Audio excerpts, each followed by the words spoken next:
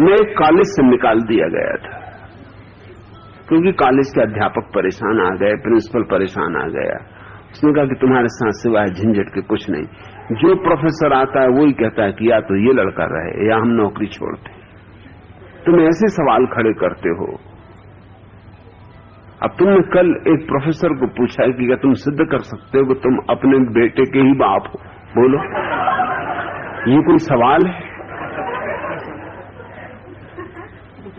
मैंने कहा कि पहले आप ये पूछो कि उसने क्या कहा था। उसने कहा था कि मैं जब तक किसी चीज को सिद्ध ना करूं मानता ही नहीं। और उसका लड़का भी मेरी क्लास में पढ़ता, तो मैंने कहा कि ठीक है, मामला तय हो जाए, तुम ये सिद्ध करके बताओ कि लड़का तुम्हारा ही। बस वो एकदम नाराज हो गया। मैंने कहा उसने ही कहा था, उसने ही भड़काया मुझे। शरारत वो करे, फंसे मुंह, ये कोई बात है? बुलाओ उसको, पूरी कक्षा गवाह है कि उसने कहा था कि मैं जब तक किसी बात को सिद्ध न कर लूं मानता नहीं, मैं वैज्ञानिक बुद्धि का आदमी। तो मैंने कहा कि मैं भी वैज्ञानिक बुद्धि का हूं। ये लड़का तुम्हारा है, तुम्हें पक्का भरोसा है? किस आधार पर भरोसा है? तुम्हारे पास कोई प्रमाण है? बस वो एकदम बौखला गया और कहा कि तुम क्लास से निकल जाओ। मैंने कहा मैं नहीं निकलूंगा, पहले तुम सिद्ध करो। अगर तुम सिद्ध कर दोगे लड़का तुम्हारा, मैं सदा के लिए क्लास से निकल जाऊंगा, बात खत्म। फिर मुझे नहीं पढ़ना, फिर क्या पढ़ना है? यही पढ़ने आया था। तुमको निकलना हो निकल जाओगे। तुम निकल गया, गुस्से में आपके पास पहुंच गया। प्रिंसिपल थोड़ी देर सोचता रहा, उसने कहा कि बात तो तुम ठीक कहते हो, मगर ये बात ऐसी कि मैं भी सिद्ध नहीं कर सकता, मेरे भी लड़के। ये तुम झंझटों की बातें खड़ी करते हो, तुम यहां से छोड़ ही दो, दूसरे कॉलेज में चले जाओ। मैंने कहा मुझे कौन दूसरा कॉलेज भर्ती करेगा? गांव भर में मेरी बदनामी।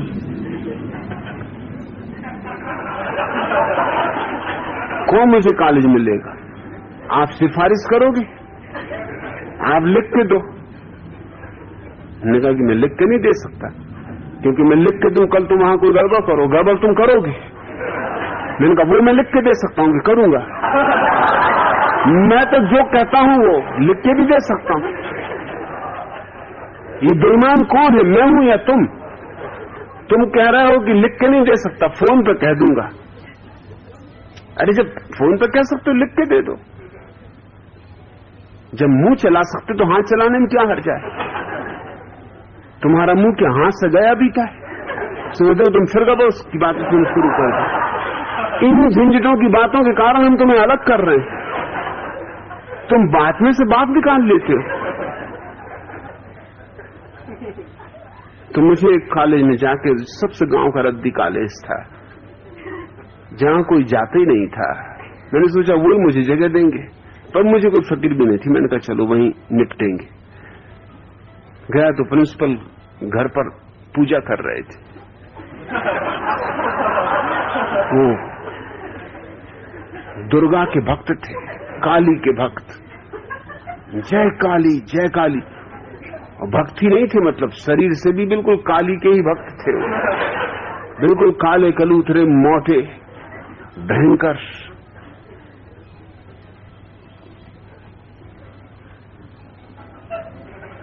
उनको लोग अवधूत कहते थे।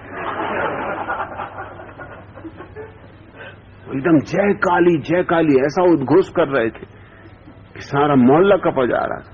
मैं बाहर बैठा रहा, सुनता रहा। मुझे भर्ती होना था। जब वो बाहर निकले, मैंने उनसे कहा कि मैंने बहुत भक्त देखे, मगर आप जैसा भक्त नहीं देखा।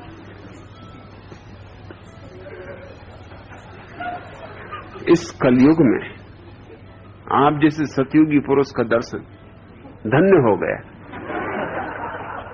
उन्होंने कहा बेटा तू पहला युवक है जो मुझे पहचान पाया। आज तक मुझे कोई नहीं पहचान पाया। अरे दूसरों की क्या, मेरे घर के, मेरे बेटे, मेरी पत्नी, मेरे भाई, कोई मुझे नहीं पहचानते। समझते ये पागल है। मैंने कहा वो सब पागल।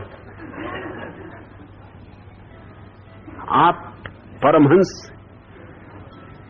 मुझे उन्होंने फौरन कॉलेज में भर्ती कर लिया। फिर पूछताछ ही नहीं की कि तू कहां निकाला गया, क्यों निकाला गया। और फिर जब भी कभी कोई मौका आता तो वो ये बात चूकते नहीं थे कहने से कि यह एकमात्र युवक है जो मुझे पहचाना।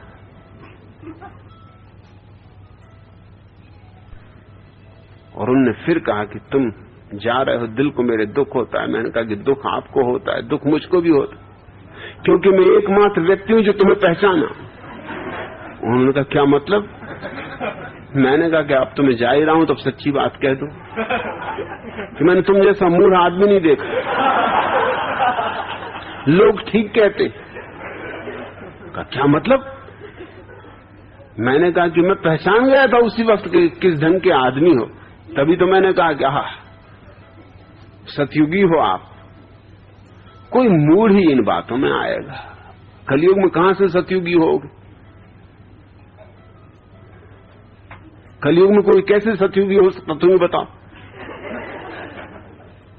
ये तो यूं हुआ कि झाड़ तो नीम का है और आम लगा हुआ है।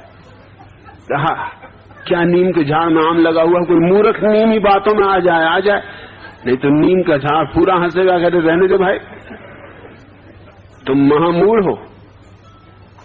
उन्होंने कहा तुम इतने दिन धोखे में रहा। मैंने कहा तुम धोखे में रहे, उससे तो सिद्ध होता है।